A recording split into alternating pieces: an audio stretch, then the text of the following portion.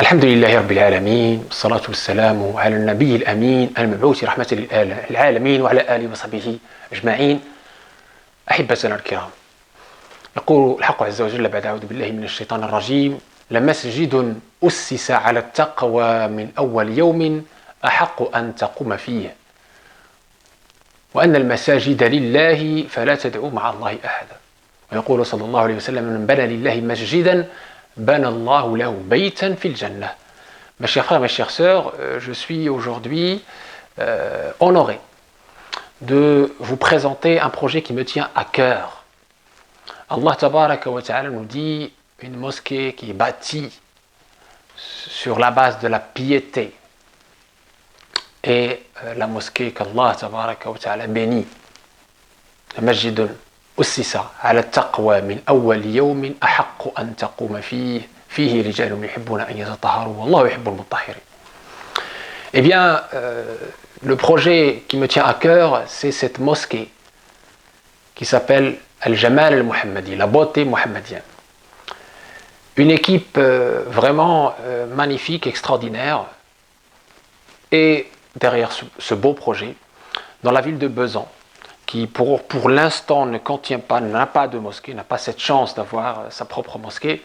Cette mosquée a beaucoup de privilèges. J'ai déjà parlé dans d'autres interventions sur les rôles, au pluriel, de nos mosquées. Qu'une mosquée ne sert pas seulement et uniquement à l'acte cultuel de la prière. Une mosquée doit rayonner, doit être un centre scientifique, un centre d'éducation spirituelle, un centre d'entraide. Donc plusieurs rôles très importants que cette mosquée entend porter, Inch'Allah. Cette mosquée, effectivement, va, Inch'Allah, si Allah Tabaraka wa Ta'ala le veut, si le projet se termine, va être la première mosquée écologique, puisque basée sur justement le progrès d'aujourd'hui pour nous permettre de protéger notre environnement et être de façon pertinente amis de notre patrimoine commun. Elle va être participative puisqu'elle appartient à ses fidèles. Elle appartient à celles et ceux qui ont bien voulu donner pour Allah Tabaraka wa Ta'ala, y participer et mériter le paradis, comme j'ai mentionné dans le hadith authentique du prophète sallallahu alayhi wa sallam, celui qui justement participe dans cette aumône courante qui est la mosquée, eh bien sa participation, Inch'Allah, va être fructifiée chez Allah Tabaraka wa Ta'ala, et il la retrouvera dans l'au-delà, et Allah Tabaraka wa Ta'ala, Inch'Allah, va lui construire par cela une mosquée au paradis.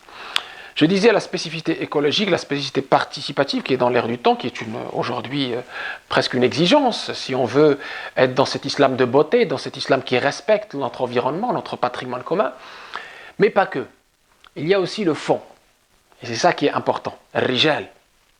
Ces hommes et ces femmes qui aujourd'hui œuvrent pour que cette mosquée soit debout, pour que cette mosquée puisse voir le jour.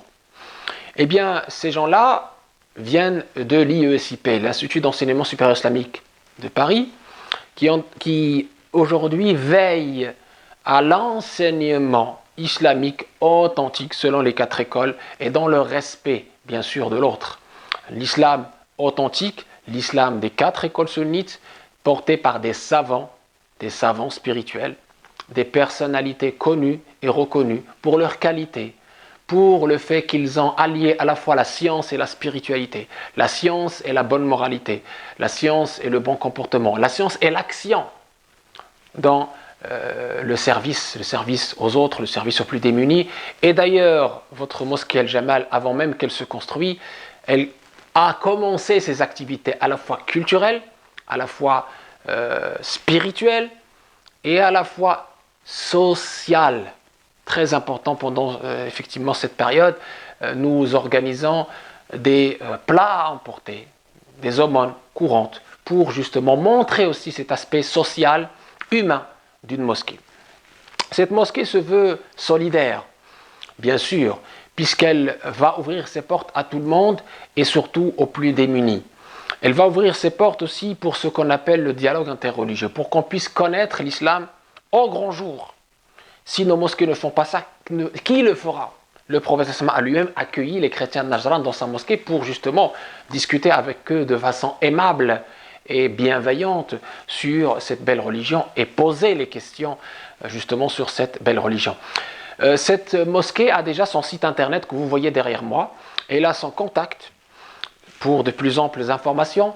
Elle a également bénéficié de cette justement collecte participative chez Hello Assos, que nous remercions au passage. Et aussi, c'est du Made in France, c'est-à-dire nous sommes dans une participation de nos musulmans français, de nos citoyens français, pour cette belle mosquée, pour qu'elle puisse voir le jour. Et cette belle mosquée, elle veut incarner le caractère de Jamal, la beauté.